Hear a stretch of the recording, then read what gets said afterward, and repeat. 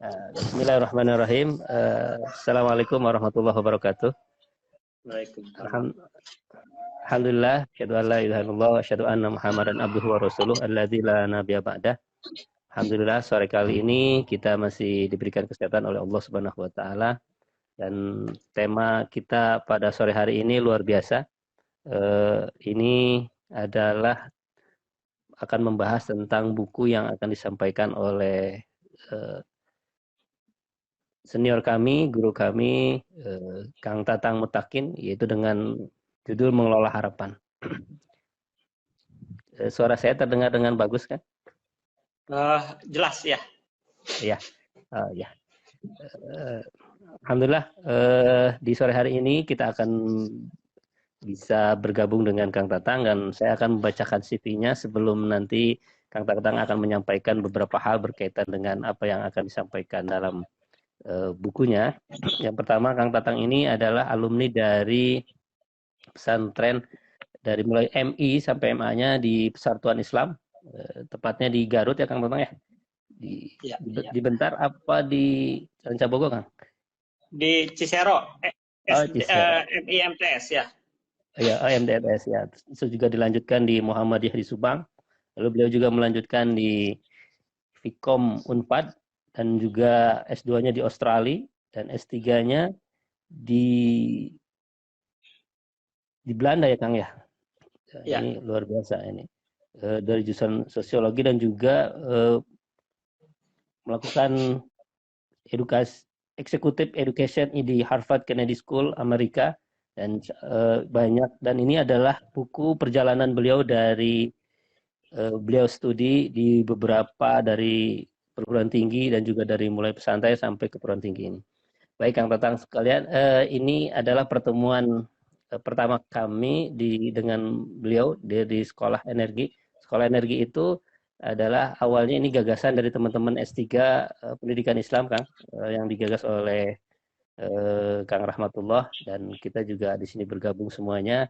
Kita ingin memberikan kontribusi besar bagi umat dan bangsa, dan ini karena sudah zamannya milenial, jadi kita menggunakan IG. Jadi insya Allah mudah-mudahan ini juga banyak disaksikan oleh beberapa hal. Ini juga banyak teman-teman dari S3 UIN, lalu juga teman-teman dari UN Padang, lalu juga banyak sudah kita bekerja sama di beberapa lembaga sekolah, lalu juga ini juga ada teman-teman mahasiswa dari semua beberapa jurusan di semua perguruan tinggi. Alhamdulillah peserta kita sudah banyak dan kita kali ini akan kedatangan tamu Kang Tatang.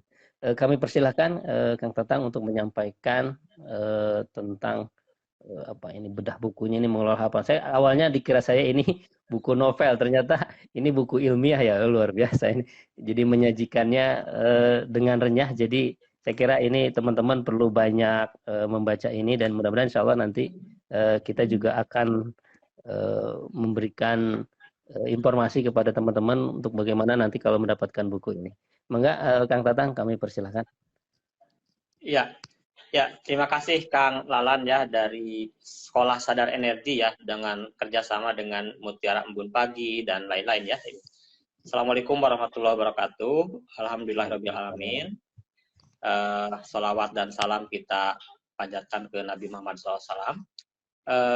Ini kesempatan yang baik, sekalipun saya baru pertama ini pakai IG ya, jadi ini sampai tadi juga saya belum punya, jadi belum aktif, biasanya minta anak saya yang nyalain gitu ya. Ya terkait buku Mengelola Harapan, mungkin ini buku bukan ilmiah sebenarnya, hanya memang kita coba lebih ke refleksi ya, bagaimana apa yang kita jalani, kita pelajari, bagaimana kita sampaikan secara lebih populer gitu ya, sehingga bisa dibaca oleh banyak pihak. Alhamdulillah buku ini mungkin di stok di marketplace udah hampir habis ya, dan saya juga sudah membebaskan untuk e-booknya karena tidak akan cetak ulang biar dinikmati publik saja ya. Terakhir dibedah di UIN Padang dan juga UNP. Mudah-mudahan ya ini kesempatan ini juga menjadi hal yang akan memberikan perspektif lebih dalam tentang buku ini. Sebenarnya berbicara masalah mengolah harapan lebih pada bagaimana kita melihat manusia secara umum tentang sumber daya manusia, human capital, ini dia sebagai sebuah harapan karena kalau dikelola dengan sangat baik, dia akan menjadi kontributor dalam sebuah bangsa gitu ya. Dan ini tentu harus disemai sejak dini bagaimana pendidikan di anak usia dini, bahkan mungkin sebelum lahir sudah disiapkan nutrisinya, kesehatannya sehingga makin baik gitu ya. Dalam bagian menyemai harapan, saya mencoba untuk bercerita tentang bagaimana pentingnya investasi PAUD gitu ya, karena $1 di investasi PAUD itu berdasarkan peraih Nobel John Heckman. James Heckman menunjukkan bahwa bisa menghasilkan sekitar $7 pada masa selanjutnya. Artinya bisa 7 kali lipat investasi ini bermanfaat. Berbeda dengan pendidikan dasar, menengah, apalagi kursus gitu ya. Nah, kemudian yang sejak dini ini hal yang penting adalah bagaimana juga belajar ini efektif gitu ya, karena banyak waktu yang kita buang untuk belajar dan karena tidak konsentrasi sehingga tidak bisa diserap. Dalam konteks menyemai ini, hal yang paling penting sebenarnya peran orang tua, dalam hal ini ibu ya, menjadi jangkar dalam pola asah dan pola asuh serta pola ASI gitu ya.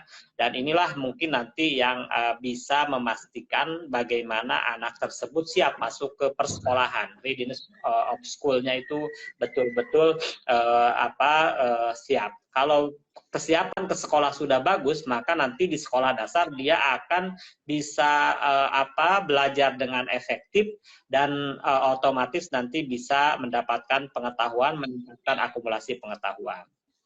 Dari harapan yang disemai, saya mencoba kemudian menjelaskan di bab 2 bagaimana kita dorong untuk memupuk harapan tersebut. Dalam konteks ini memupuk harapan adalah ketika setelah tadi PAUD selesai, masuk ke SD dan SMP, hal yang paling penting adalah masalah literasi gitu ya, terutama literasi dasar, calistung, baca tulis hitung, dan dalam hal ini adalah bagaimana mengembangkan budaya baca sejak dini. Karena hampir sebagian besar kompetensi keterampilan siswa itu akan sangat tergantung pada kemampuan membaca pada tahap awal. Dan hanya 30% siswa usia 15 tahun, kelas SMP kelas 2 ini memiliki keterampilan membaca. Mereka bisa membaca teks tapi tidak bisa memahami teks tersebut gitu ya. Ini salah satu tantangan karena mungkin ujian juga kita terlalu dangkal, ABC gitu kan, multiple choice gitu. Kemudian juga perlu mulai masukkan pada jenjang SMP ini kemampuan berpikir yang lebih analitis gitu ya. Dan disinilah peran guru menjadi sangat penting. Tadi pagi saya di UPI juga cerita bagaimana guru ini menjadi kata kunci untuk meningkatkan kualitas pendidikan. Di samping tadi tentu yang paling pertama adalah orang tua ya, ketika dari mulai PAUD. Nah, guru tentu dalam melaksanakan pembelajaran, hal paling penting adalah bagaimana pembelajaran tersebut relevan dan mendorong siswa itu semangat belajar gitu ya. Semangat belajar ini tentu menjadi kata kunci ya, dan di sanalah maka guru itu yang paling penting memberi inspirasi. Karena nanti bahan-bahan pembelajaran sudah tersedia banyak di internet, di mana-mana gitu ya. Jadi ini barangkali saya melihat hal-hal yang bagaimana harapan tersebut dipupuk sejak SD, SMP itu dan bahkan ke SMA, sehingga nantinya kita bisa membangun level kebijakan yang lebih baik di tingkat perguruan tinggi ya. Jadi sistem pembelajaran kemudian tata kelola ini kita bangun harapan ini dalam konteks nanti di pendidikan tinggi dengan tentu saja kualitas pendidikan tinggi yang bermutu gitu ya. Salah satu kata kuncinya ya tentu bagaimana keseimbangan dan untuk pendidikan tinggi ini adalah terutama di PTS keseimbangan jumlah mahasiswa menjadi sangat penting karena skala ekonomi menjadi penentu apakah perguruan tinggi tersebut akan efisien mencukupi gitu, atau misalnya masih berusaha dalam konteks survival. Barangkali ini beberapa hal yang mungkin kita lihat, termasuk di dalamnya tentu riset juga perlu dibudayakan dari sejak dini gitu ya, bagaimana anak itu belajar untuk meningkatkan rasa ingin tahunya gitu ya. Rasa ingin tahu ini dimulai bagaimana melihat misalnya fenomena sehari-hari di sekitar gitu ya, itulah yang disebut dengan sebenarnya ilmu alam, bagaimana mengetahui, memahami alam semesta ini gitu ya. Jadi mungkin harus diarahkan pada hal-hal yang praktikal sehingga bisa ditangkap dengan betul. Kemudian di bagian 4, harapan-harapan tadi sudah dipupuk, disemai, dibangun, tentu harus dikelola ya. Dikelolanya itu, ditatanya itu termasuk juga dalam konteks bangsa, bagaimana semuanya sepaham untuk bersama-sama membangun, meningkatkan kualitas sumber daya manusia. Karena human capital ini manusia lahir semuanya sama, tapi ketika proses-proses selanjutnya maka human capital bisa diukur oleh human capital index atau juga IQ itu berbeda-beda karena bagaimana stimulasi-stimulasi yang dilakukan menjadi sangat baik. Tentu saja di samping aspek kognitif, aspek pengetahuan, aspek keterampilan, ada hal juga yang sangat penting yaitu aspek karakter. Bagaimana karakter agar siswa, agar warga Indonesia ini memiliki karakter, dia terbuka untuk belajar, dia percaya bahwa sains bisa membantu mempermudah hidupnya gitu, sehingga nanti apa yang dilakukan itu berbasis pada evidence-based activity. Jadi apapun yang dilakukan berbasis pada bukti-bukti apa yang bisa berhasil dan apa yang bisa gagal gitu ya. Jadi ini yang mungkin di bagian 4 terkait menata harapan, dan di bagian 5 saya bercerita tentang bagaimana kita merawat harapan tersebut, tentu dengan religiusitas yang ada, bagaimana keagamaan itu betul-betul bisa berkontribusi, tidak hanya membuat umat menjadi lebih soleh secara pribadi, tapi juga lebih soleh secara sosial, memiliki tanggung jawab terhadap lingkungannya, tanggung jawab kepada keluarganya, dan tanggung jawab kepada bangsanya. Karena socio entrepreneurship menjadi sangat penting, bagaimana semua orang memiliki tanggung jawab dia untuk membangun semua pihak, menggerakkan banyak pihak, dia juga akan secara ekonomi akan terbantu. Jadi hal-hal ini menjadi sangat penting, dan tentu kita bisa belajar dari refleksi semangat berpuasa, semangat berzakat gitu. Itu semuanya kan bagaimana apa yang kita orientasikan ketika sholat menghadap ke kiblat itu diakhiri assalamualaikum ke kanan dan ke kiri, artinya bagaimana kita melirik lingkungan kita untuk melakukan perbaikan-perbaikan. Dan tentu saja saya kira relevan di akhir tahun ini kita juga melakukan refleksi apa yang sudah dicapai, apa yang belum, dan apa yang ingin kita lakukan di tahun selanjutnya, sehingga apa yang kita upayakan selalu lebih baik daripada apa yang telah kita lakukan sebelumnya. Kemudian di terakhir tentu kita juga harus bagaimana bisa mempromosikan, karena setiap diri kita adalah duta bagi bangsanya dan duta juga bagi agamanya. Kalau orang akan melihat dia sebagai orang Indonesia, dia sebagai Muslim, katakanlah yang akan terlihat adalah dari perilaku akhlaknya. Apakah akhlaknya itu baik, berkontributif, prososial, ya dalam bahasa sederhana mungkin pikabitaeun gitu ya. Ini yang akan menjadi duta kepada seluruh orang. Oh, orang Indonesia itu begini, oh orang Muslim itu begini. Nah, kita bisa belajar pada peradaban-peradaban yang sudah pernah berjaya gitu ya. Misalnya dulu Utsmani di Eropa, kemudian sekarang mungkin tentu di dunia bagaimana dominannya Amerika, bagaimana dominannya Cina, atau mungkin juga dari bagaimana pengaruh misalnya Korea yang kecil tapi bisa mempengaruhi banyak generasi muda. Nah, tentu hal-hal ini merupakan bagian dari semua orang itu adalah duta bagi budayanya, bagi bangsanya, dan tentu bagi agamanya. Saya kira itu beberapa hal yang tentu kita harus terus tebarkan, sehingga dalam prakteknya tadi apa yang dilakukan sejak dini, kemudian dikelola, diasah, asih, dan asuh, itu pada akhirnya bisa meningkatkan kontribusi untuk setidaknya dirinya sendiri, keluarganya, dan lebih luas masyarakat serta bangsanya. Jadi inilah yang mungkin pada sisi inilah maka investasi manusia, apa yang dikatakan bonus demografi itu bisa dilakukan kalau sejak awal kesehatannya baik, gizinya baik, ditambahin pendidikan yang berkualitas, ditambah juga karakter yang kokoh. Barangkali itu sebenarnya isi dari buku yang saya tulis, dan mungkin nanti lebih detailnya bagaimana kita dalam proses pembelajaran, guru menginspirasi, memastikan siswanya tidak merasa kecil hati gitu ya, karena semua individu memiliki kelebihan masing-masing, tinggal bagaimana kelebihan itu dipoles, diasah sehingga bisa menghasilkan individu yang sangat kontributif. Apakah dia menjadi seniman, menjadi agamawan, menjadi ilmuwan, menjadi insinyur, dan profesi-profesi lainnya.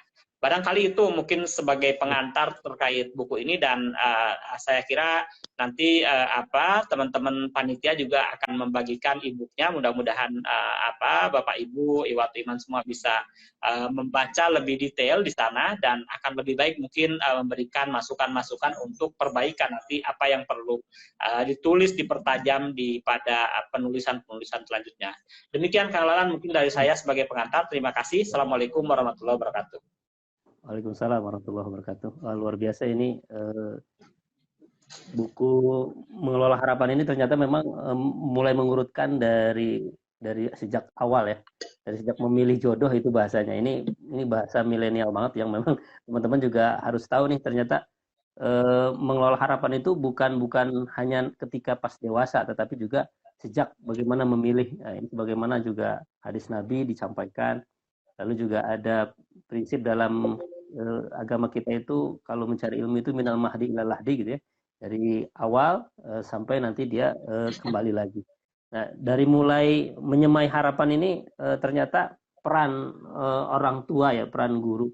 Nah, ini kan juga berbicara di daerah pedesaan dengan perkotaan. Sementara ini hari ini baik di pedesaan maupun di perkotaan itu peran orang tua sudah sangat sedikit ini Kang. Karena memang juga dari mulai dia sibuk dengan karirnya dan lain sebagainya. Sementara juga mereka juga butuh diperhatikan anak-anak dan sebagainya. Nah, kira-kira trik dan tipsnya untuk bagaimana antara orang tua lalu sekolah gitu bisa berkontribusi besar dalam proses mulai dari penyemaian, perawatan gitu. Karena hari ini keluarga seolah-olah gitu, mengalihkan semuanya perhatiannya itu kepada sekolah. Jadi orang tua itu sudahlah sama sekolah aja gitu. Seolah-olah orang tua itu hanya mencari membayar saja. Setelah itu selebihnya itu sebuah tugas dari sekolah gitu. Sementara orang tua sudah tidak menginginkan lagi. Ini banyak juga orang-orang tua di kota terutama itu mempunyai prinsip-prinsip seperti itu. Kira-kira tipsnya seperti apa ini untuk konteks orang tua gitu. Dalam konteks menyemai harapan lalu juga memupuk dan lain sebagainya. Ya. Langsung direspon ya Kak? Ya, nanti kita akan ini saja sambil kita melihat nanti pertanyaan-pertanyaan dari teman-teman ya. Yang di kolom komentar. Ya, baik siap.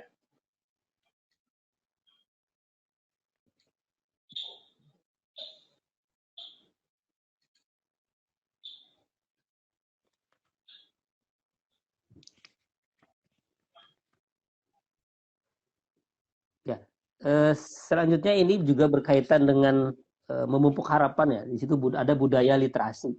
Ini betul-betul kalau dilihat dari pengantarnya itu masih 30% ya di kita itu Kang ya, untuk bagaimana budaya literasi itu muncul. Nah, sekarang ini kan sudah mulai ada gerakan literasi oleh sekolah ya, dari mulai tingkat TK sampai perguruan tinggi itu digalakkan gitu gerakan literasi seperti itu.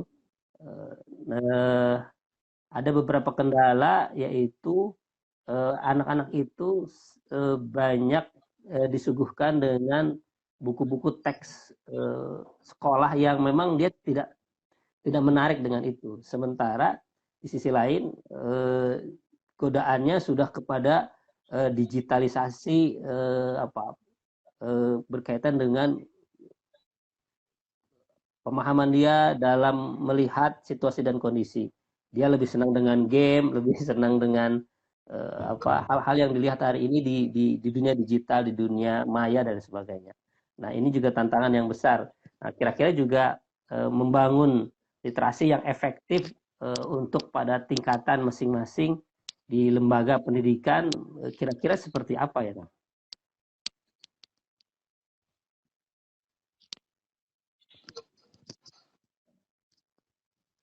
Ya. Saya respon, Kang Raden ya. Iya, bangga Kang.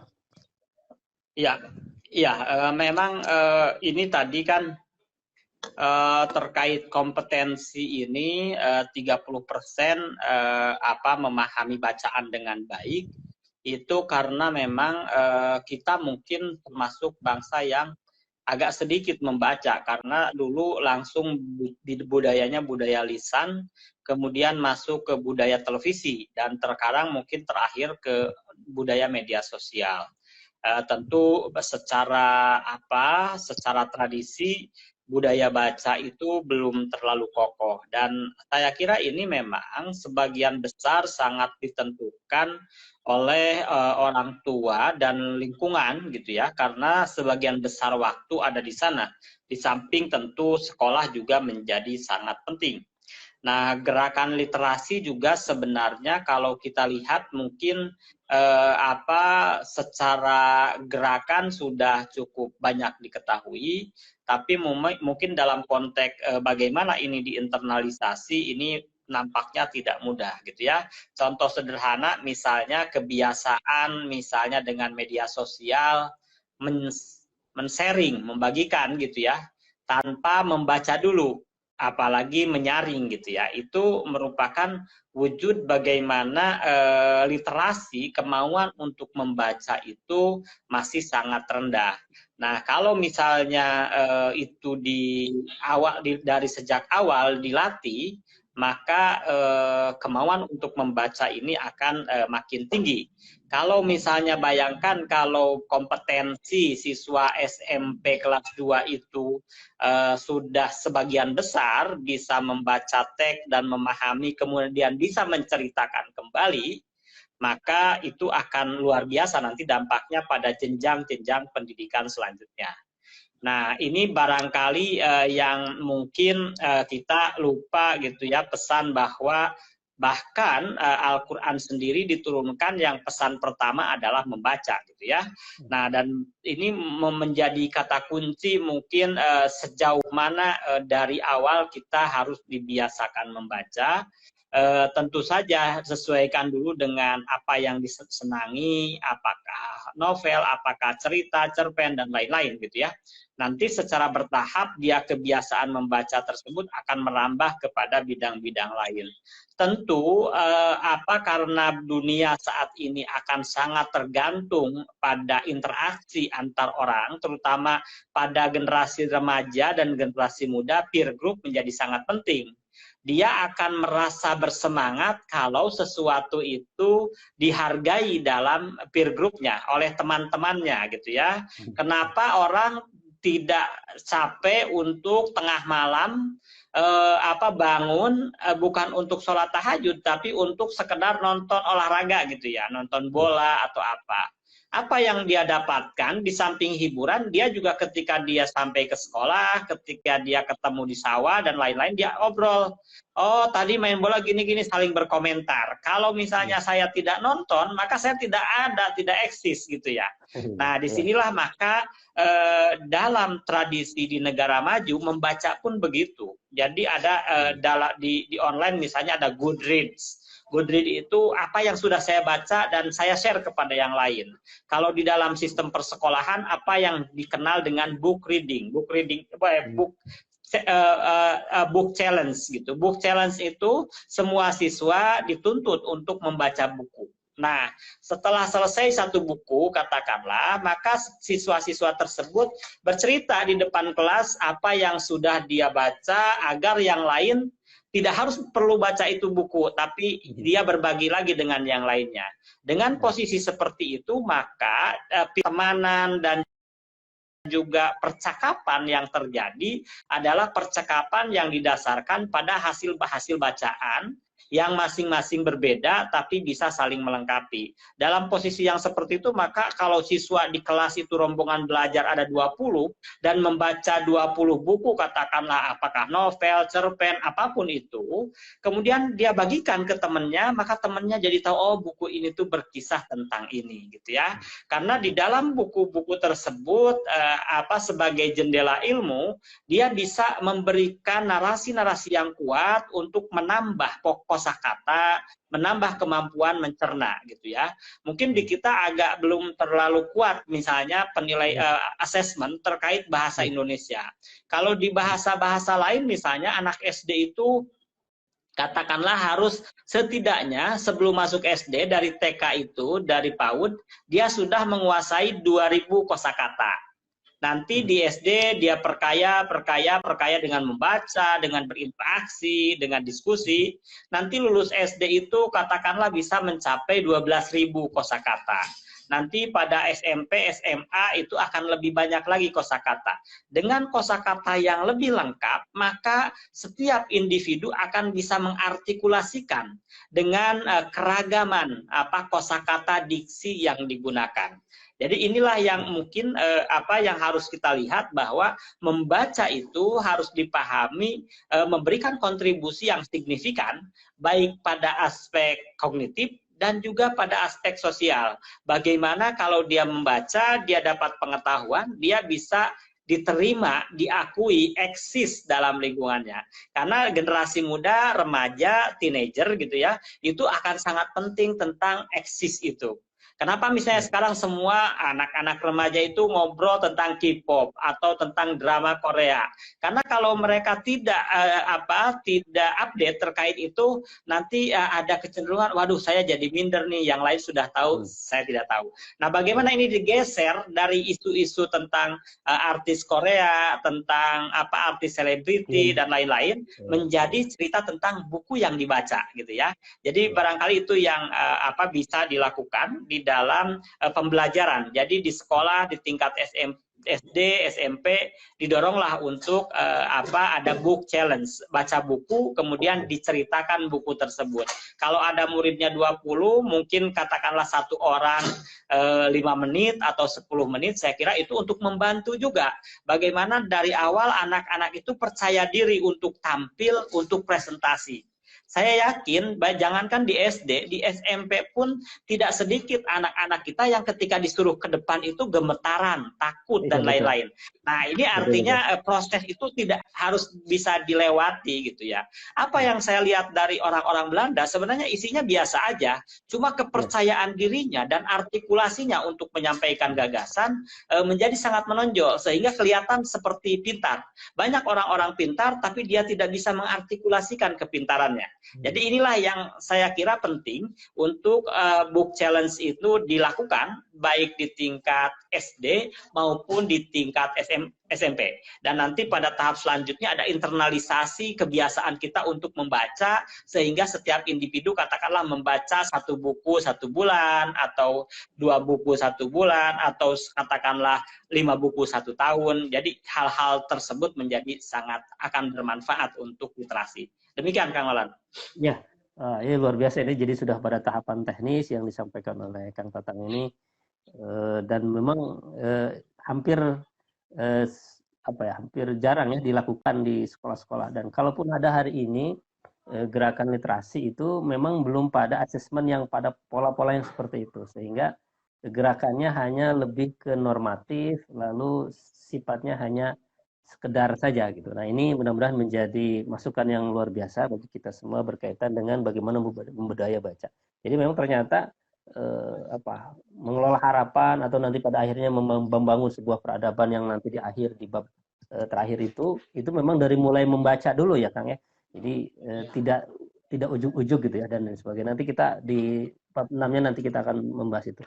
Nah, sebelum ke bab 6 itu tadi itu yang menyemai Kang, menyemai harapan ini belum banyak pemahaman yang sama antara sekolah dan orang tua saling berbagi dengan kewajibannya. Ini masalah klasik yang hari ini terus terjadi karena memang karena banyak orang-orang tua yang sibuk dengan pekerjaannya, dia merasa sudah selesai manakala dia sudah menyelesaikan secara materi yang disampaikan kepada sekolah, yang akhirnya tanggung jawabnya seolah-olah tidak selesai. Dan sekali lagi investasi, ya kalau tadi kalau melihat ini ternyata ini kan investasi SDM ya yang harus dimunculkan. Sementara dari mulai orientasi keluarga dan orientasi kita melihat di berbagai wilayah itu lebih kepada investasinya materi gitu, tidak kepada investasi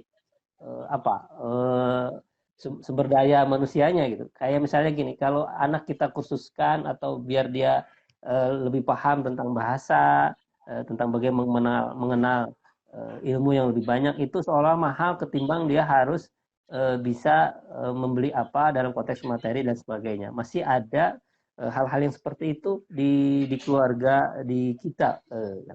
Nah, itu juga mungkin proses itu harus digeser juga ya. Nah, yang tadi Kang, bagaimana untuk menyamakan persepsi antara orang tua dan sekolah agar ini bisa memunculkan kerjasama yang baik antara sekolah dan orang tua. Apalagi kemarin pandemi itu betul-betul luar biasa itu. Dampaknya kepada keluarga ya, karena memang tidak siap. Gitu. Yang pelajaran daring jadi darting gitu, seperti itu kan. Kira-kira seperti apa Kang? Ya, yang yang memang harus ditekankan pada akhirnya kita harus memilih prioritas ya. Dalam posisi pembelajaran daring misalnya dengan segala keterbatasannya, tentu yang harus ditonjolkan sebenarnya tadi bagaimana kemauan siswa untuk belajar secara mandiri. Dan ini tentu dengan dorongan-dorongan inspiratif dari para pengajar, para pendidik, tanpa harus modelnya misalnya PR yang membosankan atau PR yang berat sehingga yang mengerjakannya juga belum tentu siswanya, bisa saja orang tuanya ya. Jadi lebih ke kalau saya sih melihat kesempatan untuk setiap anak itu belajar secara mandiri tapi sekaligus berbagi di dalam kelas gitu ya. Karena apa yang dikatakan oleh Confucius misalnya bahwa saya mendengar, saya ingat gitu ya, saya tahu. Saya membaca, jadi saya tahu. Tapi kalau saya melakukan, I do, I understand. Kalau kita melakukan, maka kita akan memahami, gitu ya. Jadi levelnya itu seperti taksonomi Bloomer. Jadi pembelajaran itu jangan menghafal, jangan berhenti menghafal, tapi harus sampai understand, memahami dan kalau bisa melakukan, gitu ya. Dan disinilah maka menurut saya cara tadi kesempatan presentasi ya. Nah, kalau misalnya ada waktu pembelajaran itu 60 menit, mungkin 40 menitnya itu bagaimana siswa itu menyampaikan katakanlah kayak project based learning gitu ya. Dia punya project, dia bercerita tentang project tersebut 5 menit masing-masing siswa. Kalau 40 menit bisa berapa siswa mungkin ya. Dengan posisi yang seperti itu maka dia akan bisa menguasai sesuatu sekaligus bisa menyampaikan secara meyakinkan, secara lebih efektif.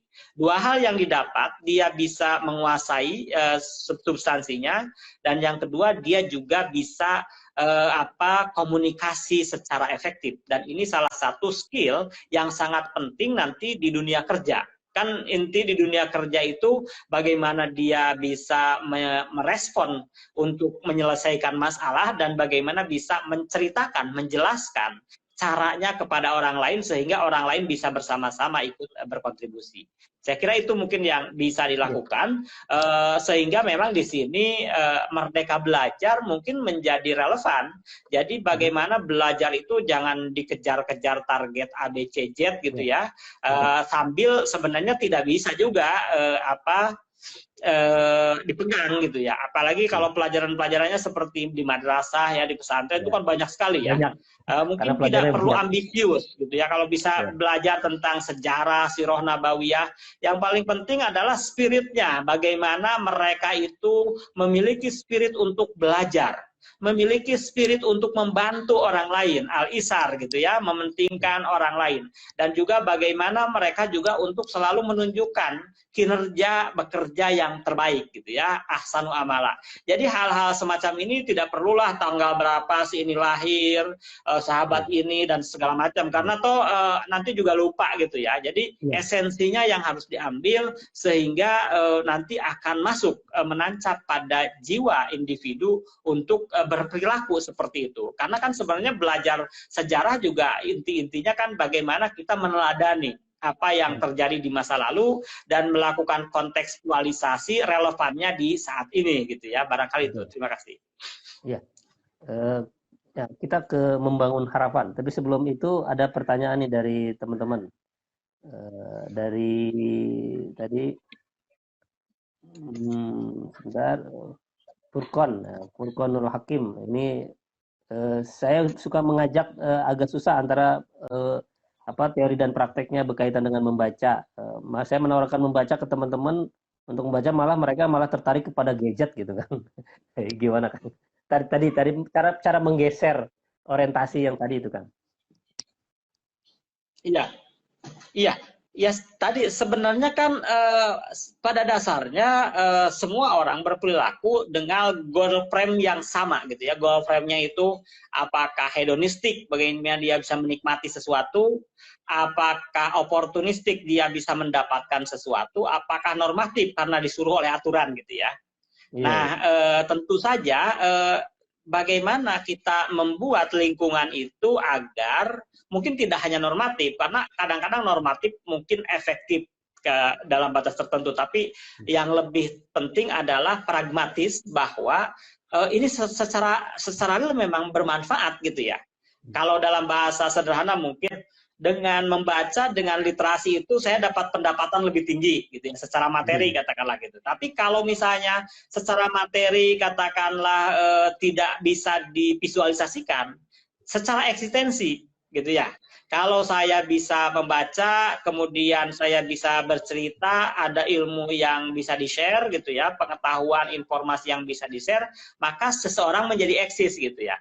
Nah, dari eksistensi inilah maka orang akan tertarik untuk saling, untuk sama-sama membaca.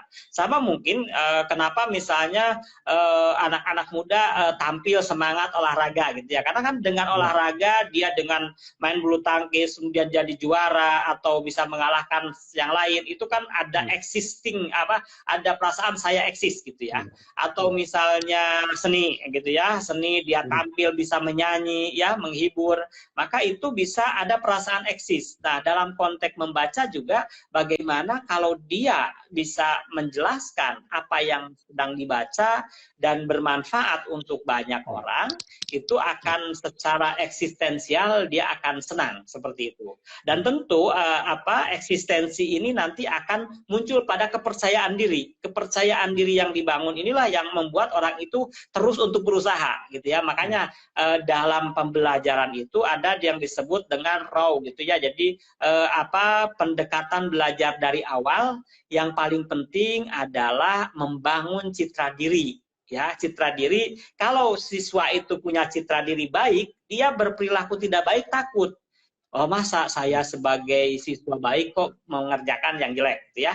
Nah, juga dia kalau dia punya citra diri bahwa saya bisa melakukan ini, maka dia akan terus melakukan sebisa mungkin apa yang dia belum bisa gitu ya. Jadi membangun citra diri yang positif, self esteem gitu, ini sangat penting. Jangan sampai anak-anak itu, siswa itu ada misalnya rasa rendah diri, minder, rasa nggak bisa gitu ya, rasa teralienasi, rasa malu gitu ya.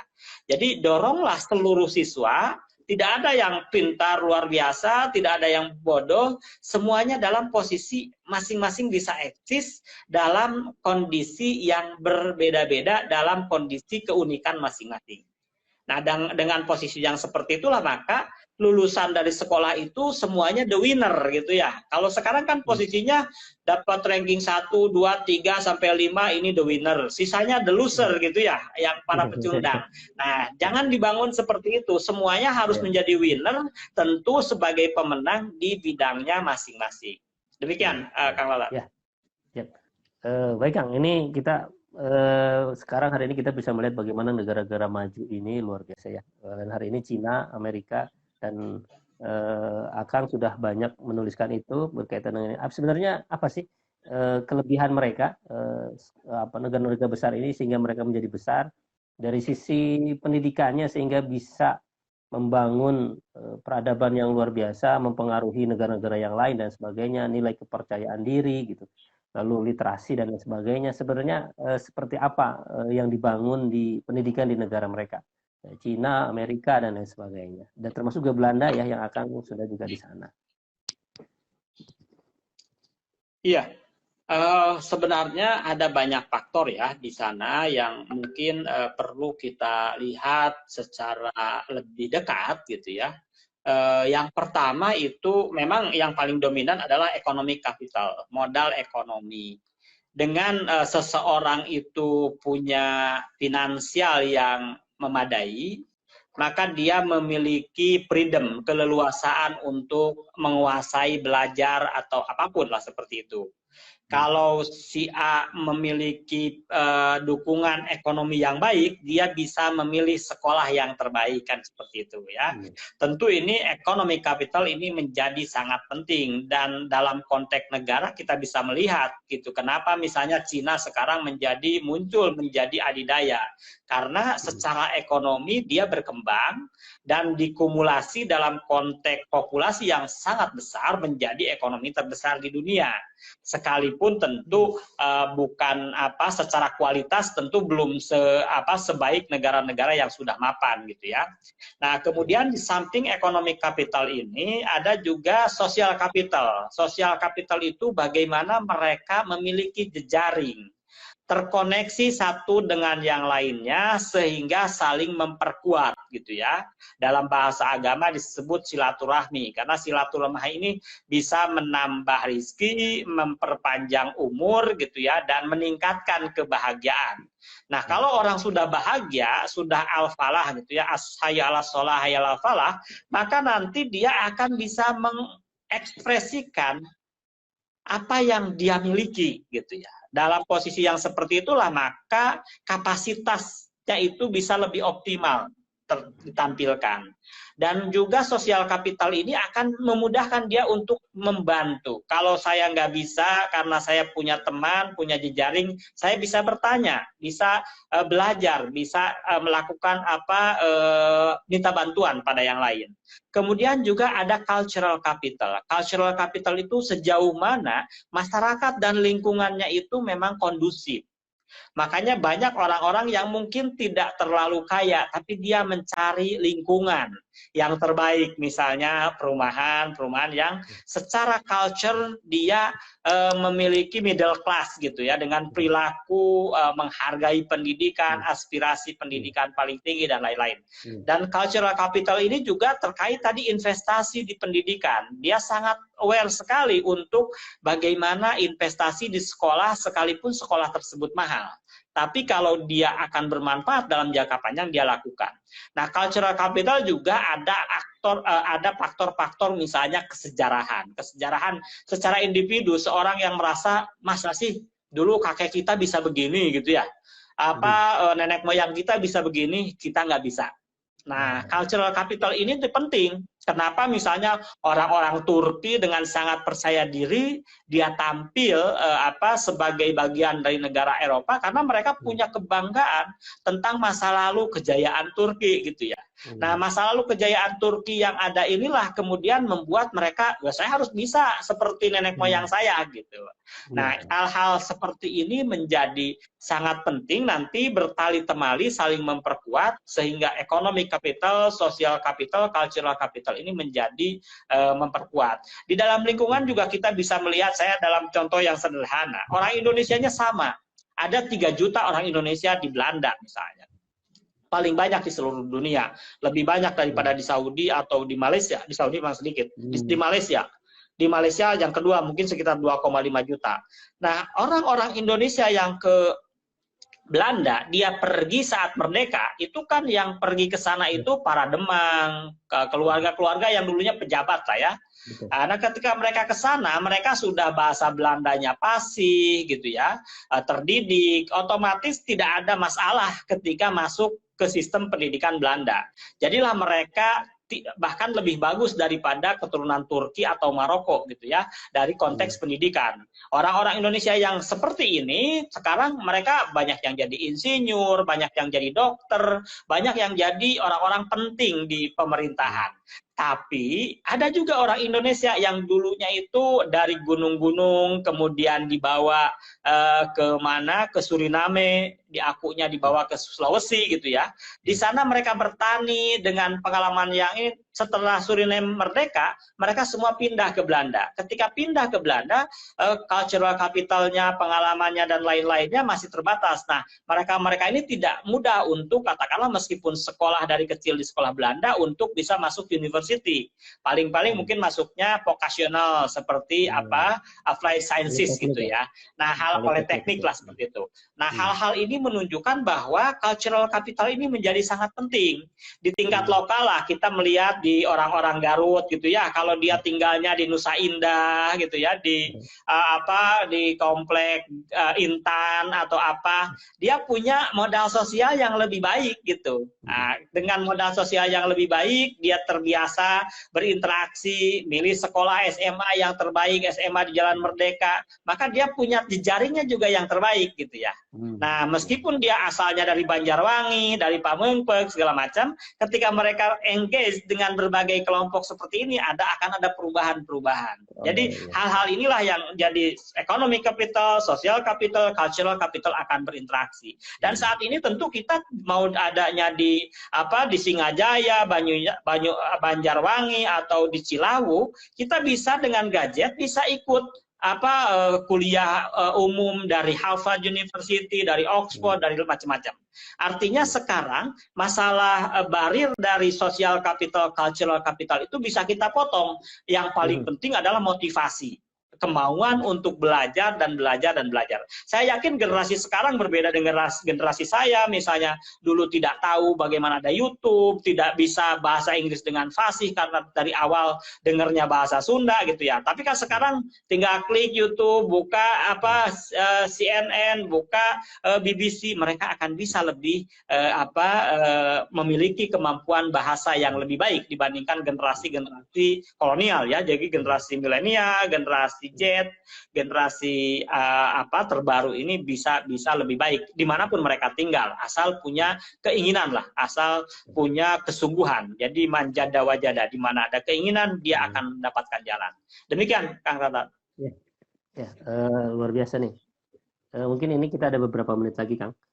Itu juga Kang Tatang juga menyinggung tentang pendidikan Islam, terutama di pesantren ini. Itu dari mulai konsepnya Muhammadiyah yang berkemajuan, lalu ada NU tentang Islam Nusantara, lalu juga ada pendidikan persatuan Islam. Kira-kira dari ormas-ormas ini, lalu juga konteksnya juga pesantren, bagaimana ke depan untuk bisa membangun kontribusi besar terhadap bangsa berkaitan dengan kemajuan dalam proses pembelajarannya. Apakah kira-kira pesantren hari ini sudah bisa berinovasi lalu juga beradaptasi dengan hari ini pendidikan pada saat ini? Kira-kira gimana Kang? Iya, ya ini terkait pesantren ya, dan mungkin ya memang hal yang mungkin paling penting dalam ini mungkin tidak hanya pesantren, tapi saya membandingkan misalnya hasil PISA, kenapa orang-orang yang tinggal di negara yang sudah mapan itu anak-anak itu bisa mencapai pembelajaran yang baik sekalipun belajarnya santai, lebih banyak mainnya gitu ya. Sedangkan di kita belajar sungguh-sungguh, anak-anak bawa buku berat sampai mungkin punggungnya juga sakit gitu ya. Itu hasilnya nggak optimal. Salah satu saya lihat itu dari masalah apa ya, keyakinan. Yakin nggak bahwa kamu dengan belajar itu kamu bisa pinter gitu ya. Nah, di anak-anak katakanlah di Eropa itu 63% yakin dengan belajar, dengan sekolah mereka bisa pintar gitu ya. Nah, menariknya anak-anak di Indonesia hanya 30%-an. Mereka dengan belajar yakin bisa pintar gitu ya. Nah, jadi ada keyakinan dalam diri tiap anak itu, wah saya udah bawaannya begini, nggak akan pintar meskipun belajar gitu ya. Nah, hal-hal semacam ini harus mulai diperbaiki gitu ya. Jadi harus self esteem dan juga citra diri semua bahwa semua kita itu bisa maju gitu. Ya, jadi keyakinan itu menjadi kunci gitu ya. Jadi kalau kita sudah punya keyakinan dan keyakinan itu tertanam dimanapun kita akan kejar untuk kita lakukan gitu ya. Jadi mungkin harus ada perubahan mindset dalam masalah keyakinan bahwa kalau kita sungguh-sungguh maka kita akan bisa berhasil, bisa belajar dengan sukses gitu ya. Nah, jadi ini hal penting dan saya kira di pesantren mungkin aura apa ya, Jabariyah itu agak kuat juga gitu ya. Jadi jodoh pati bagja cilaka gitu itu urusan ya yang maha kuasa gitu ya. Nah, hal-hal seperti itu harus agak sedikit diubah mindsetnya bahwa kalau kita sungguh-sungguh kita bisa menemukan jalan gitu ya. Karena ketika kita disuruh fastabiqul khairat artinya semua diberi kesempatan. Tinggal bagaimana kesempatan-kesempatan tersebut dengan perbedaan-perbedaan barirnya, perbedaan tantangannya itu bisa kita lewati gitu ya. Jadi ini yang mungkin sangat penting. Memang kita juga harus memahami data bahwa 66%, mungkin ini data agak lama waktu masih ada ujian nasional, prestasi ujian nasional itu siswa itu ditentukan 66% itu dari latar belakang siswa dan latar belakang orang tua. Nah, sisanya berbagi antara sekolah, kemudian lingkungan, dan teman pergaulan gitu ya. Nah, jadi ya mungkin jangan-jangan sekolah kurang dari 20% efeknya. Ya, makanya ada anak-anak yang mau sekolahnya dimanapun ya begitu-begitu aja sebenarnya ya. Nah, karena memang dari bawaan individunya, masalah tadi keyakinan, kemudian aspirasi orang tuanya tidak terlalu punya aspirasi anaknya itu harus apa dan harus apa gitu ya. Ya udahlah jalan mengalir aja gitu. Nah, ini tentu akan sangat-sangat berpengaruh. Dan ini juga saya udah tes gitu di sekolah-sekolah misalnya sekitar 2.000 sekolah Muhammadiyah, 2.000 sekolah NU dan sekitar 500-an sekolah Islam terpadu, memang aspek-aspek ini masih menonjol bahkan di sekolah-sekolah keagamaan ya. Misalnya betul bahwa prestasi ujian nasional antara Islam terpadu, Muhammadiyah sama NU ya tentu yang paling bagus adalah sekolah Islam terpadu. Tapi harus dipahami, sebagian besar dari orang tua anak-anak yang sekolah di Islam terpadu itu adalah SMA ke atas. Sedangkan anak-anak yang sekolah di SMA, di sekolah-sekolah Muhammadiyah dan sekolah-sekolah NU, SMA ke bawah. Ketika saya kontrol, semuanya diasumsikan sama, katakanlah lulusan SMP, lulusan SMA, atau semuanya perguruan tinggi, sebenarnya nggak ada bedanya itu. Sekolah di sekolah Islam terpadu lah, di sekolah Al-Ma'arif NU, atau di sekolah Muhammadiyah. Gitu ya. Jadi di sini peran dari orang tua ini menjadi sangat penting, dan kemauan siswa menjadi kata kunci. Kemudian kalau kita lihat dari aspek ini yang menarik ya, bahwa tadi memang sekolah Islam terpadu yang paling tinggi nilainya terutama di bidang matematika dan bahasa Inggris dalam hal ini. Nah, untuk NU dan Muhammadiyah secara kasat mata kita melihat Muhammadiyah kan lebih bagus gitu ya. Tapi ada siswa-siswa NU yang sangat menonjol gitu. Ya, kenapa? Karena tadi yang Muhammadiyah itu anak-anak yang masuk sekolah ke sana itu adalah mereka tidak sepenuhnya sekolah karena ideologis saya orang Muhammadiyah gitu. Lebih karena saya tidak diterima negeri, saya ya udahlah sekolah Muhammadiyah. Sehingga ya on average biasa-biasa aja gitu ya. Nah, sedangkan di sekolah-sekolah Al-Ma'arif itu memang banyaknya ya pas-pasan. Tapi ada anak-anak kiai gitu ya, ada anak-anak ustadz yang menonjol, yang memang kiainya pintar, ustadznya pintar, sehingga anak-anaknya juga sudah punya gen pintar. Dalam posisi seperti itulah ada nilainya yang memang agak menarik, agak tinggi. Kemudian juga memang Muhammadiyah juga sangat berperan untuk distribusi di semua wilayah.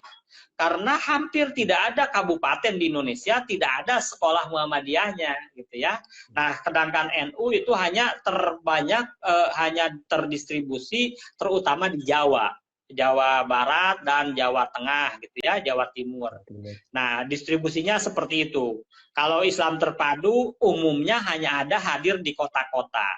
Jadi memang bawaan individu dan bawaan keluarga udah kelihatan di sana. Kalau yang orang Islam terpadu memang dari middle class gitu ya, di perkotaan, punya uang dan lain-lain gitu ya. Nah, di Muhammadiyah ini ada yang sekolahnya bagus, tapi banyak sekolah-sekolah yang di ujung Bengkulu, di ujung Maluku, di ujung Papua, itu sehingga ketika diagregatkan ya memang jadi agak lebih kecil gitu ya. Tapi sangat kontributif pada pemerintah dalam hal memberikan layanan pada pendidikan. Karena ketika misalnya di daerah-daerah sulit tersebut pemerintah belum bisa menyediakan sekolah, belum menyediakan perguruan tinggi, nah Muhammadiyah mampu menyediakan. Di Papua misalnya ada Unimuda, Universitas Muhammadiyah ya di daerah Sorong kalau nggak salah, itu 65%, hampir semua itu semua yang daftar diterima, dan 65% itu penduduk lokal, orang Papua asli dan non muslim gitu ya.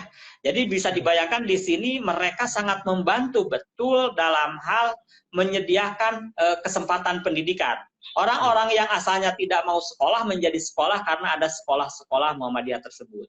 Karena kan salah satu hal yang mahal dari sekolah itu adalah tinggalnya, terutama di pendidikan tinggi ya. Kalau saya misalnya tinggal di Garut, sekolahnya ada di Garut, SPP-nya saya kira nggak terlalu mahal. Dengan beasiswa mungkin bisa di-cover. Tapi biaya hidup kalau saya tinggalnya di Bandung, kos, kemudian makan sendiri akan sangat mahal. Jadi kehadiran perguruan tinggi di kabupaten kota itu tentu sangat bermanfaat untuk memperluas akses bagi orang-orang yang tidak mampu atau orang-orang yang pas-pasan. Barangkali itu yang bisa kita lihat bagaimana semuanya ini bisa terus berkontribusi. Kalau tadi yang sekolah Islam terpadu dia menjadi excellency karena dari keluarga yang bagus, sekolahnya juga rata-rata bagus, SPP-nya mahal gitu ya. Nah, yang NU bagaimana memperkuat lingkungan di Pulau Jawa, nah yang Muhammadiyah bagaimana memperkuat untuk daerah-daerah yang sulit terjangkau, yang pemerintah juga belum banyak menjangkau ke sana. Barangkali itu Kang Lalan mungkin ada respon saya. Terima kasih. Ya. Wah, luar biasa ini. Jadi memang masing-masing juga sudah punya kontribusinya masing-masing di wilayah dan segmentasinya masing-masing ternyata. Baik, Kang, ini kita sudah jam 17:09 dan kita memang hanya 1 jam waktunya. Saya persilahkan closing statement-nya untuk Kang Tatang berkaitan dengan diskusi kita kali ini. Mohon maaf teman-teman, tidak semua pertanyaannya direspon karena memang ini terbatas oleh waktu. Dan ini ada terakhir mungkin dari Kang Ahmad Irfan ya, dia menyampaikan nilai multikultural dan internalisasi dengan baik di masyarakat, bagaimana bisa terjadi di masyarakat tentang multikultural untuk memasukkan internalisasinya itu seperti apa, sekaligus juga nanti diakhiri dengan closing statement dari Kang Tatang, Mangga. Ya, terkait multikultural nanti di dalam buku ada bab terkait tak kenal maka tak sayang ya. Nah, tak kenal maka tak sayang itu artinya kenapa orang curiga satu sama yang lain karena dia tidak mengenal. Tapi kalau sudah saling mengenal ya, itu akan ada